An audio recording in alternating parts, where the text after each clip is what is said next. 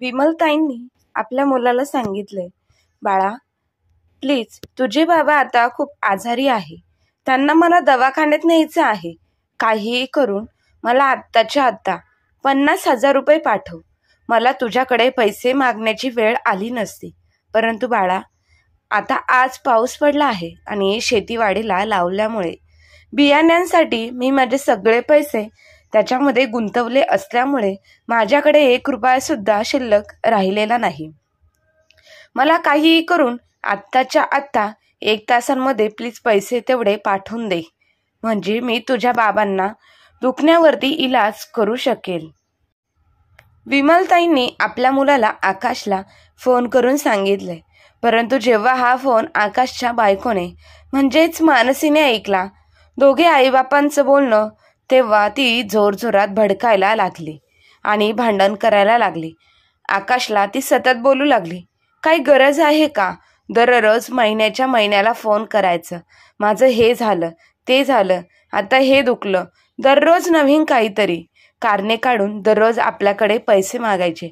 अजून हालतं चालतं यांचं आहे, कमवून खाता येत नाही का? ठीक आहे, बाबा जागेवर बसत आहे, आपण त्यांना सांभाळू, परंतु आत्ताच काय गरज आहे सतत महिन्याला आपल्याकडे पैसे मागण्याची? आकाशने मानसीला सांगितलं, हे बघ मानसी, ते माझे आईवडील आहेत आणि माझे बाबा अपंग आहे. माझ्या आईने एकटीने संसार करून हे सगळं सांभाळून कुटुंब आमच्या 2 भावांचा सांभाळ केला आहे. माझ्या आईच्या, बाबांच्या आणि भावाच्या मध्ये तू कधीही काही बोलायचं नाही. मी त्यांना आत्ताच नाही तर मी नेहमीच पैसे देत राहील, तरी सुद्धा तू मध्ये काही बोलायचं नाही. आणि तसं तर तुझा बोलण्याचा काहीच अधिकार देखील नाही, कारण माझ्या आईने मला लहानपणापासून शिकवून मोठं केलं आहे. तिने कोणत्याही परिस्थितीमध्ये मला शिकवलं आहे. हे तुला माहीत नाही, परंतु मला माहीत आहे. त्यामुळे तुझा बोलण्याचा काहीच अधिकार नाही ह्या सगळ्या गोष्टींमध्ये. आकाशने रागानेच मानसीला बोलत होता. आकाशचे बोलणे ऐकून मानसीला जरा रागच आला. त्या दिवशी मानसी घरामध्ये जेवण बनवलं होतं, परंतु आकाश न जेवता ऑफिसला निघून गेला. मानसीला देखील खूप राग आल्यामुळे तिने देखील आकाशला जेवण्यासाठी फोर्स केला नाही. त्यामुळे त्या दिवशी त्या दोघांमध्ये काही बोलणं झालं नाही.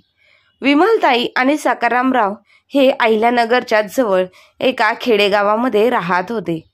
त्या खेडेगावामध्ये राहून आपली जमीन शेती करून उदरनिर्वाह करत होते. ज्यावेळी विमलताईंचं लग्न झालं त्यावेळी सकारामराव हे अपंग नव्हते. त्याचवेळी ते त्यांच्या 2 पायांवरती चालू शकतील इतपत त्यांची कुवत होती. त्यामुळे लग्न झाल्यानंतर विमलताईंची आणि सकारामरावांची 5-6 वर्ष व्यवस्थित गेली होती. त्यातच 5-6 वर्षांमध्ये दोघेही काम करून आपलं कुटुंब चालवत होते आणि त्याच 5-6 वर्षात त्यांना 2 मुले झाली. 2-2 वर्षाच्या अंतरावरती मोठा आकाश आणि छोटा प्रणव झाला. दोघे मुले शाळेमध्ये एकदम हुशार होते, परंतु प्रणवपेक्षा आकाश जरा जास्तच हुशार होता, कारण मुळातच विमलताई ह्या लहानपणापासूनच अतिशय हुशार होत्या. त्यामुळे त्यांना प्रत्येक गोष्टीतली माहिती, नॉलेज असल्यामुळे त्यांची मुलं देखील त्यांच्यासारखे हुशार निघाली. 1ली ते 10वी पर्यंतच्या दोन्ही मुलांचे शिक्षण त्यांनी त्यांच्या गावातच केलं होतं. जेव्हा केव्हा कॉलेजला जायची वेळ आली तेव्हा त्यांनी आपल्या मुलांना हॉस्टेलवरती ठेवलं. परंतु हॉस्टेलवरती ठेवल्यावरती राहण्याचा, खाण्याचा जरा जास्तच खर्च येत असल्यामुळे विमलताई पहाटे 5 वाजता उठून आपल्या मुलांना डब्बा करून गावातून, खेडेगावातून जाणारी जी सकाळची 6ची SD महामंडळाची बस होती, त्या बसमध्ये त्या डब्बा देत होत्या आणि त्या शहराच्या ठिकाणी ती बस जाऊन तिथून आकाश हा डब्बा आपला घेत होता.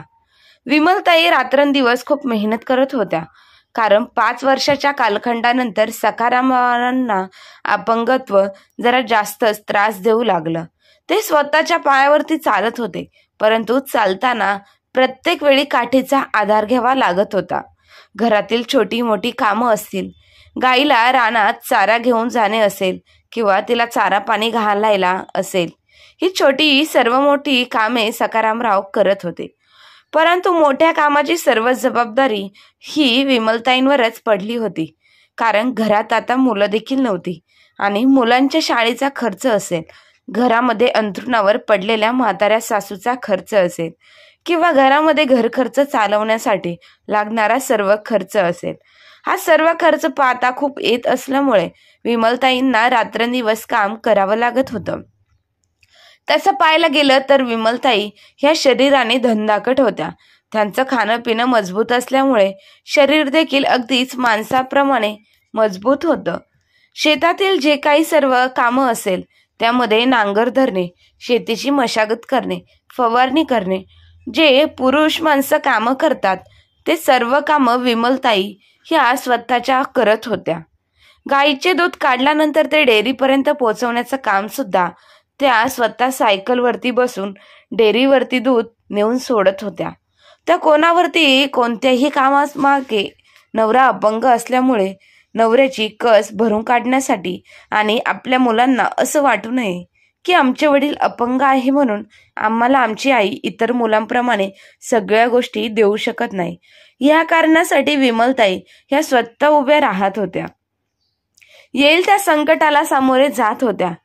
एक बाई असून तिने कधीच बाईपण जपलं नाही. नेहमी पुरुषांप्रमाणे प्रत्येक संकटाला तोंड देत नेहमी संकटाशी 2 हात करून लढत गेली. अपंग नवरा आहे म्हणून कधीच खचून न जाता, त्या नवऱ्याचा द्वेष न करता त्या नवऱ्याला आजपर्यंत सांभाळत आली. मुलं हॉस्टेलवर राहत होती. मुलांचा खर्च हा आत्ता स्वतः काम करून भागवत होत्या. मोठा मुलगा आकाशने जेव्हा कॉलेजचे शिक्षण पूर्ण केलं तेव्हा त्याला 12वीच्या वर्गामध्ये खूप चांगले मार्क्स मिळाले होते. कारण तो मुळातच जास्त हुशार होता. त्यामुळे तो बोर्डामध्ये प्रथम क्रमांक घेऊनच पास झाला होता. सगळीकडे त्याची चर्चा होती. एका अपंग बापाचा मुलगा, आई एकटीच कष्ट करते, तरी सुद्धा मुलाने बोर्डामध्ये येऊन प्रथम क्रमांक मिळवला. इतर मुलांसाठी तो आदर्श बनला होता आणि त्याच्या लहान भावासाठी सुद्धा तो आदर्श बनला होता. सगळ्यांनी आकाशचं भरपूर कौतुक केलं, परंतु आकाशच्या डोक्यामध्ये मनामध्ये एकच प्रश्न उभा राहिला होता. मी देखील चांगल्या मार्क्सने पास झालो असलो तरी माझ्या आईकडे एवढे पैसे नाहीत का ते मला पुढे शिकवू शकेल. या गोष्टीची खंत त्याला नेहमीच वाटत असल्यामुळे तो नाराज असायचा. सर्व नातेवाईकांनी सुद्धा त्याचे खूप कौतुक केले होते, परंतु त्याला त्या कौतुकापेक्षा चिंता ह्या गोष्टीची होती की मी आता पुढे शिकतो की नाही. कारण आईने इतकं शिकवलं ते कशा प्रकारे हे त्याला माहीतच होतं. परंतु 12वीच्या सुट्टीनंतर तो प्रत्येक वेळेला आपल्या आईच्या कामामध्ये आईला मदत करून कष्ट करून पैसे कमवत होता. असं काही नाही तर एका दिवशी विचारलं, बाळा आकाश तुला आता पुढे काय करायचं आहे? जेव्हा विमलताईंनी हा प्रश्न आकाशला विचारला तेव्हा त्याच्या मनावरती खूप पोहोचलं. कारण कोणत्या तोंडाने सांगावं आईला की आई मला पुढे ॲडमिशन घ्यायचं आहे. आणि सांगितलं जरी आईला तरी आईने फी ऐकल्यानंतर तिला धक्का बसेल. कारण पुढे ॲडमिशन घ्यायचं म्हटलं तर प्रत्येकी वर्षाला 1-1 लाख रुपये माझी आई कुठून फी भरेल हा देखील प्रश्न होताच आणि ह्याची देखील त्याला भीती होती. परंतु आकाशने मनावरती दगड ठेवून विमलताई यांना सांगितलं, आई मला पुढे शिक्षण घ्यायचं आहे. आई फीज खूप असल्यामुळे काय करावे कळत नाही. विमलताईंनी विचारलं, परंतु बाळा तू कशामध्ये ॲडमिशन घेणार आहे? त्याच वेळी आकाशने सांगितलं, आई मला केमिकल इंजिनियर व्हायचं आहे. परंतु आई एका गोष्टीची खूप भीती वाटते ग, एवढे पैसे नाही आहे आपल्याकडे.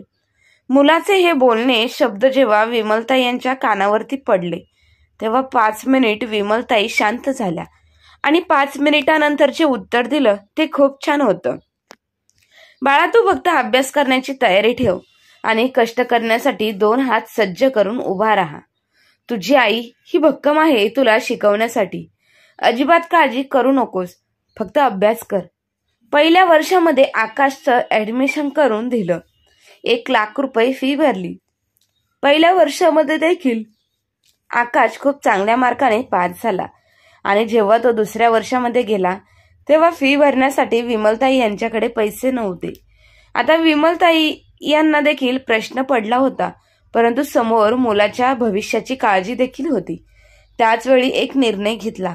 आपल्याकडे जी 15 एकर कोरडवाहू जमीन आहे त्यामध्ये 7 एकर जमीन मी सावकाराकडे गहाण ठेवते आणि त्यातून मिळणाऱ्या पैशांमधून मी तुम्हा दोघा मुलांचं शिक्षण करते.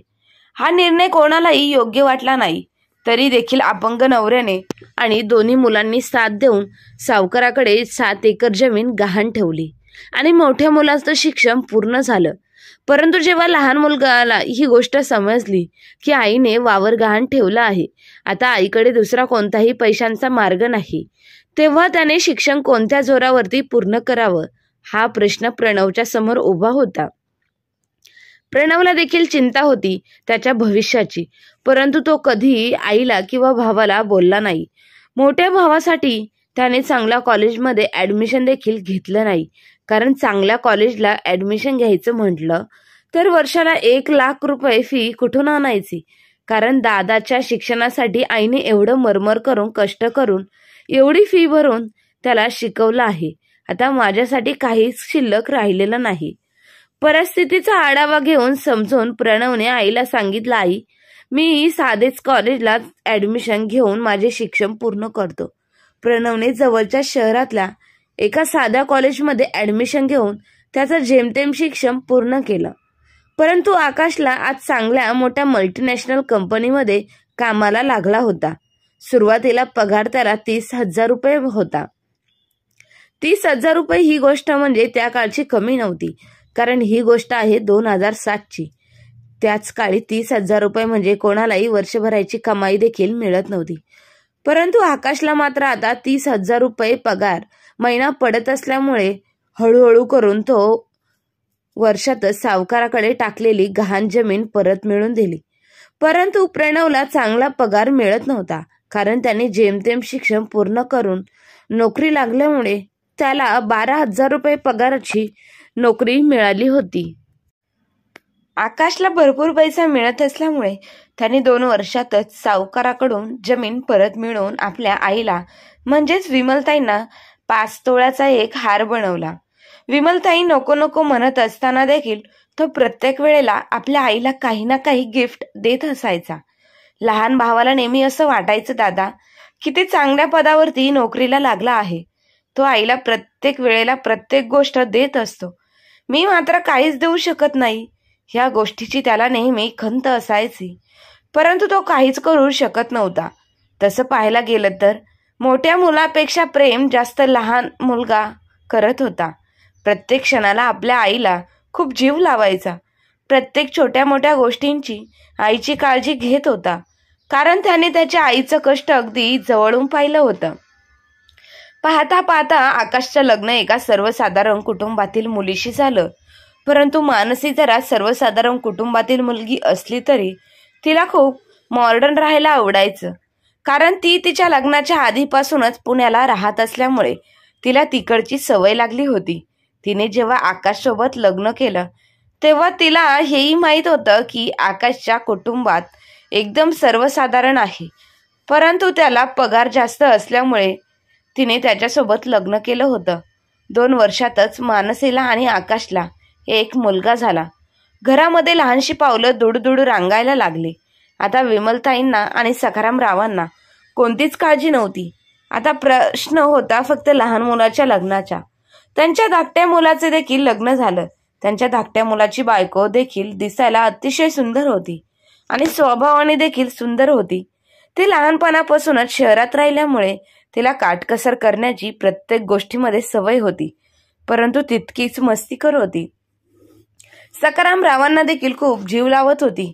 मानसीच्या म्हणजे त्यांच्या मोठ्या सुनेच्या तुलनेत ती खूप चांगली होती, कारण मानसीचा प्रत्येक गोष्टीमध्ये प्रत्येक क्षणाला तिच्या माहेरी तिच्या आईवडिलांकडे जास्त ओढा होता आणि मानसीची आई देखील तिच्या प्रत्येक निर्णयामध्ये तिच्या संसारामध्ये सगळ्यात लुडबुड करत असायची. तिला नको नको त्या गोष्टी मनामध्ये भरवत असायची, कारण मानसी प्रमाणेच मानसीची आई देखील चाप्टर होती. ती सतत मानसीला सांगायची, तुझ्या नवऱ्याला जास्त पगार आहे, तुझ्या लहान दिराला त्या तुलनेत कमी पगार आहे, त्यामुळे गावी जास्त पैसे देत जाऊ नको. सारखं सारखं तुझ्या नवऱ्याला, त्या म्हाताऱ्या सासूला पैसे देत जाऊ नकोस, नाहीतर तिला एकदा सवय लागली की ती महिन्याला तुमच्याकडे पैसे मागत जाईल. अशा इतर सगळ्या गोष्टी मानसीची आई ही मानसीला सांगत असायची. तसं पाहायला गेलं तर विमलताई ह्या आपल्या मुलाकडे कधीच पैसे मागत नव्हत्या, कारण त्या स्वतः खूप काम करून कष्ट करायच्या. त्यामुळे त्यांनी आजपर्यंत कधी मुलाकडे काहीच मागितले नव्हते. या उलट मुलं स्वतःहून आपल्या आईला पैसे देत असायची, कारण त्यांनी त्यांच्या आईचा संघर्ष हा अगदी जवळून पाहिलेला होता. परंतु त्यांच्या मोठ्या सुनेला मानसीला या गोष्टीचा खूप राग यायचा. ती सतत आपल्या नवऱ्याला म्हणायची, काय तुम्ही एकटेच सारखे सारखे पैसे आईला देत असता? तुमच्या छोट्या भावाची जबाबदारी नाही आहे का या सगळ्या गोष्टींची, आई वडिलांना पैसे देण्याची, त्यांना सांभाळण्याची? परंतु आकाश नेहमी सांगायचा, अगं मी मोठा आहे, माझी जबाबदारी मोठ्या भावाची आहे, मी म्हणून देत आहे. आणि तसं पाहायला गेलं तर मला पगारही चांगला आहे, आणि लहान भावाच्या तुलनेत आईने माझ्यासाठी खूप कष्ट केले आहे. माझ्या शिक्षणासाठी सुद्धा माझ्या भावाने जास्त शिक्षण घेतलं नाही, त्यामुळेच आज त्याला कमी पगाराची नोकरी मिळालेली आहे, म्हणून मी त्याला कमी का लेखू? त्याच वेळी जर तोच आईला म्हणाला असता, आई मला पण दादासारखं शिक्षण घ्यायचं आहे, तर आईने कुठून पैसे आणले असते? कारण त्याच वेळी जीवन जगणं असं होतं की कष्ट केल्याशिवाय पैसा मिळतच नव्हता. काही लोकांना तर 2 वेळच्या अन्न मिळवण्यासाठी दिवस रात्र मेहनत करावी लागत होती. शिक्षण तर लांबचीच गोष्ट होती. आणि अशाही परिस्थितीमध्ये माझ्या आईने मला खचून न जाता, बाप अपंग असताना सुद्धा आई कधी खचून गेली नाही आणि मला शिकवलं. मग तिला या परिस्थितीत मी पैसे नाही देऊ तर त्या पैशांना काय मी हळदी कुंकू लावून पूजून ठेवू का? आकाश नेहमी आपल्या बायकोला परिस्थितीची जाणीव करून द्यायचा. वास्तविक परिस्थिती काय होती या गोष्टीची आठवण करून देत होता. परंतु मानसीला त्याच्या पगाराच्या शिवाय त्याच्याकडे काहीच दिसत नव्हतं. हळूहळू आकाशला अजूनच पगार वाढत गेला, कारण तो बाहेरच्या देशामध्ये जाऊन आल्यामुळे त्याच्या पगारामध्ये चांगलीच वाढ झाली होती. त्याला कमीत कमी महिन्याला 3 लाख रुपये पगार मिळत होता, आणि 3 लाख रुपये ही काय साधीसुधी गोष्ट ही नक्कीच नव्हती. मानसीला तिच्या आईवडिलांच्या घरी या सगळ्या पैशांची सवय नव्हती. तिला आईवडिलांच्या घरापेक्षा आकाशकडे लग्न झाल्यानंतर जास्तीत जास्त काहीतरी मिळालं असल्यामुळे ती वागायची. कारण जेव्हा सुरुवातीला लग्न झालं होतं तेव्हा 2 वर्षातील तिच्या सासू सासऱ्यांसोबत सगळ्यांसोबत ती चांगली वागत होती. परंतु 2 वर्षानंतर अचानक 2 वर्षांनी तिच्या वागणुकीमध्ये खूप बदल जाणवायला लागला होता. ते तिच्या दादा बहिणीसोबत सुद्धा चांगली वागत नव्हती, कारण की मानसीच्या आईचा जास्त ओढा हा आपल्या मुलीकडे असल्यामुळे ती सुनेला नेहमी वाईट साईट समजायला लागायची. प्रत्येक गोष्टीमध्ये ती सुनेची आणि मुलीची म्हणजे मानसीची बरोबरी करत असल्यामुळे मानसीचा भाऊ आणि वहिनी हे मानसीच्या आईवडिलांना सोडून दुसरीकडे राहत होते.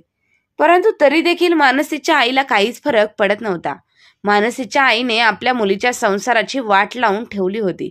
मुलीला चुकीचे संस्कार देत होती.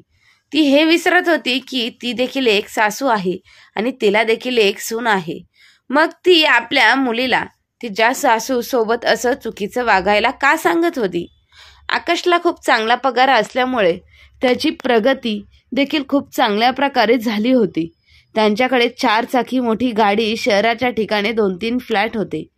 सुनेला भरपूर करून ठेवलं होतं आणि इन्व्हेस्टमेंट म्हणून भरपूर काही करून ठेवली होती. त्या तुलनेत लहान भावाकडे प्रणवकडे कोणतीही गोष्ट नव्हती. त्यांनी स्वतःची नोकरी करून आता कुठे वयाच्या 35व्या वर्षी एक रूम घेतली होती. आता त्या रूमला देखील मोठ्या भावाने आकाशने थोडी मदत केली असल्यामुळे मानसीच्या आईने मानसीला सांगितलं की तुमच्या पूजेला तूच बस. याच गोष्टीवरून मानसीने तिच्या जावेसोबत आणि सासूसोबत खूप कडाक्याचे भांडण केले.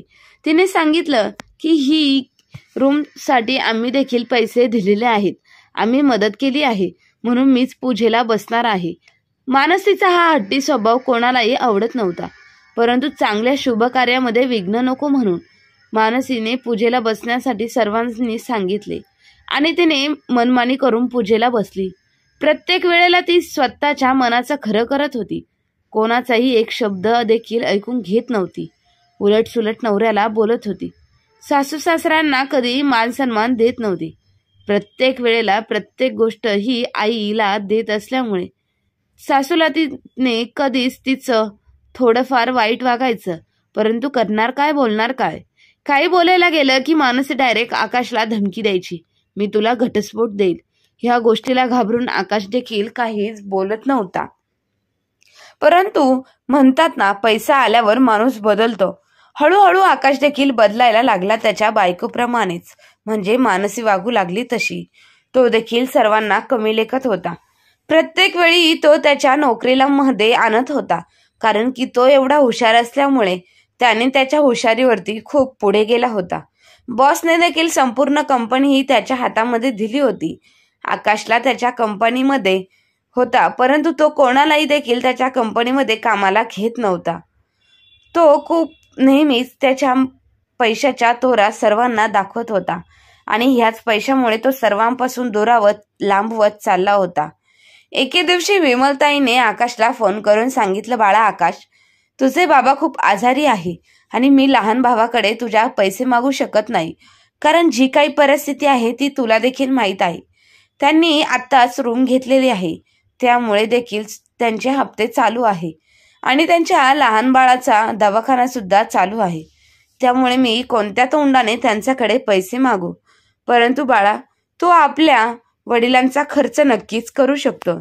इतका पगार आहे तुला आणि आजपर्यंत कधी मी तुझ्याकडे पैसे मागितले नाही आणि आज देखील मी स्वतःसाठी मागत नाही. आज देखील तुझ्या बाबांसाठी तुझ्याकडे पैसे मागत आहे. त्यांना लवकर उपचार करण्यासाठी झाला तर ते अजून अपंग होऊन जातील आणि पूर्ण अंथरुणाला खेळून जातील. मग तेव्हा काय करायचं? त्यापेक्षा तू मला त्यांचा इलाज करण्यासाठी थोडेफार पैसे गावी पाठवून दे, नाहीतर तू आणि त्यांना दवाखान्यात घेऊन जा. परंतु आईचं बोलणं जेव्हा आकाशने ऐकलं तेव्हा आकाशने स्पष्ट शब्दांमध्ये सांगितलं, मी काय करू? आयुष्यभर तुमची कटकट सहन करू का? मला जमणार नाही. मला वेळ नाही, कारण मी एका कंपनीचा थोड्याच दिवसांमध्ये मालक होणार आहे. ती कंपनी सांभाळत आहे.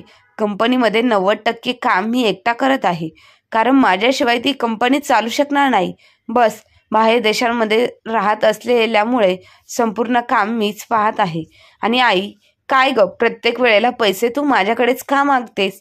त्यामुळे देखील माग ना, त्याची सुद्धा जबाबदारी आहे आई. परंतु विमलताईने सांगितलं, बाळा आकाश, तुला देखील माहिती आहे, आज परत तुम्हाला बोलण्यासाठी भाग पाडू नकोस. तुझ्यासाठी जास्त मी त्याच्यापेक्षा केलेलं आहे, त्यामुळे तुझी जबाबदारी आहे देणं हे. जेव्हा मानसीने हे ऐकलं तेव्हा मानसीला सासूबाईंचा खूप राग आला. आकाश हातातून फोन हिसकावून घेत सासूबाईंना सांगितलं, दरवेळेला आम्ही पैसे देतो म्हणून भिकाऱ्यासारखे आमच्याकडे पैसे सतत मागू नकोस. एका मुलाचं कर्तव्य नसतं का आई वडिलांना सांभाळणं? त्या लहान मुलाकडे देखील पैसे माग. दरवेळी पैशांसाठी किंवा तुम्हाला सांभाळण्यासाठी आम्ही मक्ता उचललेला नाही. आम्हाला देखील आमची भविष्याची चिंता आहे. त्यावेळी जेव्हा सुनेचे हे बोलणे शब्द विमलताईंनी ऐकले तेव्हा हे शब्द विमलताई यांच्या काळजावरती एखाद्या धारदार बाणासारखे टोचत होते. परंतु विमलताई हळव्या जरी असल्या तरी त्या स्पष्ट वक्तव्य होत्या.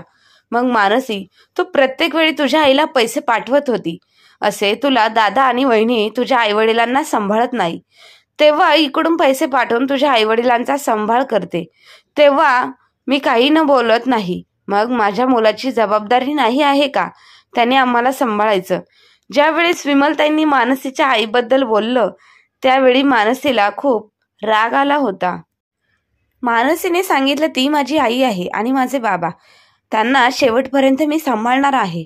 नाही माझ्या भावाने आणि वहिनीने त्यांना सांभाळलं तरी त्यांची लेक अजून जिवंत आहे. मुलगी म्हणून माझं कर्तव्य आहे त्यांना सांभाळण्याचं. कर्तव्य नाही का तुम्हाला आम्हाला सांभाळण्याचं? सासूबाई, आम्ही तुम्हाला यापुढे 1 रुपया देखील देणार नाही आणि भिकाऱ्यासारखं सतत आम्हाला फोन करत जाऊ नका. बाकी माझ्या आईवडिलांची तुमच्यासोबत कधीच तुलना करू नका, कारण त्यांच्या नखाची सर देखील तुम्हाला नाही. रागारागात फोन कट केला. विमलताईंना त्यांच्या मोठ्या मुलाचे आणि सुनेचे वागणे अजिबात आवडले नाही. त्या मनातून खूप तुटून गेल्या होत्या आणि त्यांनी मनातून विचार केला, एकदा लहान मुलाला फोन करून बघावं का, निदान तो तरी त्याच्या अपंग म्हाताऱ्या बापासाठी काहीतरी करेल. म्हणून त्यांनी प्रणवला त्यांच्या धाकट्या मुलाला फोन करून सांगितलं, बाळा प्रणव, मला खूप वाईट वाटतं. मी तुझ्याकडे पैशांची मदत मागत आहे, परंतु एक आई म्हणून मी तुझ्याकडे भीक मागत आहे माझ्या नवऱ्याच्या आयुष्यासाठी. कारण बघ ना बाळा, तुझे बाबा अंथरुणाला खिळून पडले आहे, त्यांना दवाखान्यात नेण्याचा आहे आणि इथे माझी मदत करण्यासाठी कोणीच नाही. हे शब्द जेव्हा प्रणवने ऐकले तेव्हा प्रणवने सांगितलं, आई आता यापेक्षा जास्त बोलू नकोस, मला सहन होणार नाही का आई, तू काळजी करू नकोस, मी आत्ताच्या आत्ता गाडी पकडून गावी येतो आणि आपण लगेच बाबांना दवाखान्यात नेऊ. प्रणवची परिस्थिती जेमतेम होती, परंतु प्रणव मनाने खूप चांगला होता आणि त्याची बायको देखील मनाने खूप मोठी होती. नोकरी तरी जेमतेम असली तरी आणि घरामध्ये पैसा जरी जेमतेम मिळत असला तरी त्याची बायको मनाने खूप चांगली होती. त्यामुळे सरिताने सांगितले, अहो तुम्ही अजिबात काळजी करू नका, माझ्या लग्नामध्ये जो हार मला माझ्या आईने गिफ्ट म्हणून दिला होता तो जर सोनाराकडे गहाण ठेवला तर त्यातून नक्कीच तुम्हाला 2-2.5 लाख रुपये मिळतील आणि त्यातूनच तुम्ही बाबांचा दवाखाना करू शकता. तिच्या मनाचा मोठेपणा पाहून विमलताईंना आणि प्रणवला खूप बरं वाटलं. अजिबात काळजी करू नकोस, वेळ आली तर आपण ती गोष्ट नक्कीच करू, परंतु आता माझ्याकडे बाबांच्या इलाजासाठी पैसे आहेत आणि बाबांचा इलाज आपण नक्की करूया. जेव्हा सरिताचं म्हणजे त्यांच्या धाकट्या सुनेच्या मनाचा मोठेपणा पाहिला तेव्हा विमलताईंना खूप भरून आलं. त्यांना मनातून खूप वाईट वाटत होतं. कुठे ती पैशांच्या तोरा दाखवणारी माझी मोठी सून आणि कुठे मनाचा मोठेपणा दाखवणारी ही धाकटी सून. धाकट्या मुलाने बाबांचे प्रणवने बाबांना हॉस्पिटलमध्ये नेलं, परंतु हॉस्पिटलमध्ये जरी नेलं असलं तरी ते शेवटच्या टप्प्यामध्ये होते, कारण त्यांना शारीरिक अपंगत्व आल्यामुळे त्यांची अवस्था खूप वाईट झाली होती आणि एका महिनाभरातच त्यांनी या जगाचा निरोप घेतला. ही घटना दोन्ही मुलांसाठी आणि विमलताईंसाठी खूप धक्कादायक होती. विमलताई नेहमी म्हणायच्या, माझा नवरा अपंग असला तरी तो एकटा घर एकटा सांभाळतो आणि त्यामुळेच मी बाहेर काम करू शकते. परंतु आता त्यांच्या जीवनाचा आधारच गेला होता, कारण मोठा मुलगा त्यांना विचारत सुद्धा नव्हता आणि मोठी सून देखील त्यांना विचारत नव्हती. सखाराम रावांचा त्रास दिवसभर झाला. एका महिनाभरच धाकट्या मुलाने विमलताईंना शहरात आणलं आणि परंतु त्यांच्यासोबत ठेवून त्यांना सांभाळू लागला. परंतु विमलताईंना धनधाकट होत्या. विमलताईने सांगितलं, बाळा मी गावाकडे राहते आणि शेती करते. परंतु धाकट्या मुलाने स्पष्ट शब्दात सांगितलं, आई तू आता एकटी तिकडे राहणार नाही, आई तू आमच्यासोबत राहा, आपण इथे शेती आता कोणाला तरी करायला देऊ, आपल्याला वर्षभराची कमाई देखील मिळेल आणि तू देखील सुखरूप आपल्याजवळ राहशील. विमलताई यांना त्यांच्या धाकट्या मुलाचं ऐकावं लागलं. परंतु विमलताईंना एक दिवस वकिलांना घरी बोलवून एक मृत्यूपत्र तयार केलं. त्या मृत्यूपत्रात लिहिलं होतं, 15 एकर जमीन आमची आहे, त्या जमिनीतील 2 वाटे होते, त्या 2 वाट्यांमध्ये 12 एकर जमीन ही माझ्या धाकट्या मुलाची असेल आणि 3 एकर जमीन ही माझ्या मोठ्या मुलाची असेल. त्यांच्याजवळ जे काही थोडेफार सोनं होतं ते त्यांनी त्यांच्या मोठ्या मुलाने बनवलेलं होतं. ते देखील त्यांनी मृत्यूपत्रामध्ये नमूद केलं होतं. माझ्याकडे 12 तोळे सोनं आहे, त्याला 12 तोळ्या सोन्यामधील 10 तोळे हे माझ्या धाकट्या सुनेच्या असेल आणि 2 तोळे हे माझ्या मोठ्या सुनेला देत आहे, ते पण मजबुरी म्हणून. माझी इच्छा नसतानाही मी थोडेफार जे काही माझ्या मोठ्या सुनेला आणि मुलाला दिले आहे ते त्यांनी गोड मानून घ्यावं आणि तेही नसेल लागत तर सगळं काही माझ्या धाकट्या मुलाला आणि सुनेला देऊन टाकावं. आणि या सगळ्या गोष्टींचं कारण तुम्हाला तर सर्वांना माहीतच आहे, कारण मोठ्या मुलाला आणि सोनेला पैशांच्या व्यतिरिक्त माणूस म्हणून कधीच त्यांना कोणतीही गोष्ट दिसलीच नाही. आणि ह्याच तुलनेत माझी धाकटी सून आणि मुलगा आहे, ते घरी बसले तरी मनाने श्रीमंत आहे. त्यामुळे जे काही माझी प्रॉपर्टी आहे ती सर्व माझ्या धाकट्या मुलाला आणि सुनेला मिळेल. परंतु जिवंत असताना मृत्यूपत्र तयार करून ठेवले होते. 8-9 वर्षाचा कालखंड गेल्यानंतर विमलताई देखील या जगाचा निरोप घेतात. आता मानसी आणि आकाशला म्हणत होती, आकाश आपण प्रॉपर्टीची वाटणी करून घेऊ. आणि आईला तुझ्या मुलगी नाही तर तिच्याकडे जे काही सोने नाणे आहे ते सर्व आपण मिळून घेऊ. आणि तसं पण तिला जे काही सोनं होतं ते सर्व तूच केलं होतं, त्यामुळे तुझ्या भावाचा त्याच्यावरती काहीच अधिकार नाही. सगळा अधिकार आपलाच आहे. तरी पण आपण नेहमी वाटून घेऊ. हे जेव्हा मानसी सोबत बोलत होती तेव्हाच वकिलांनी 13व्या दिवशी हे मृत्यूपत्र त्यांच्या घरी घेऊन आले. जेव्हा विमलताई यांनी लिहिलेले मृत्यूपत्र वकिलांनी वाचून दाखवलं तेव्हा मानसीला खूप मोठा धक्का बसला. मानसी सतत आकाशला सांगत होती, तुझ्या आईने जे केलं ते बरोबर नाही केलं. तुझी आई एक नंबरची नाटकी मनाची होती. तिने आपल्याला बघ ना काहीच दिलं नाही, म्हणूनच आयुष्यभर मी तुझ्या आईसोबत चांगली वागली नाही. आकाशला देखील मानसीचे म्हणणे आपल्या बायकोच्या होला हो करत होता.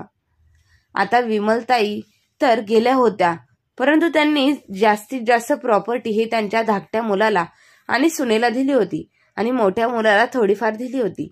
याबद्दल तुमचं काय मत आहे?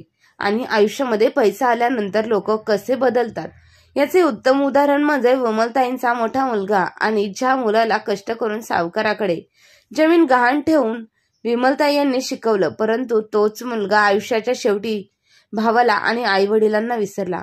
मग सर्वांच्या मनामध्ये एकच प्रश्न पडला, तो म्हणजे कष्ट करून आपण आई वडिलांना एवढ्या मुलांना शिकवून जर आई वडिलांना त्यांच्या म्हातारपणात सांभाळणार नसेल तर त्याचा काय फायदा आहे?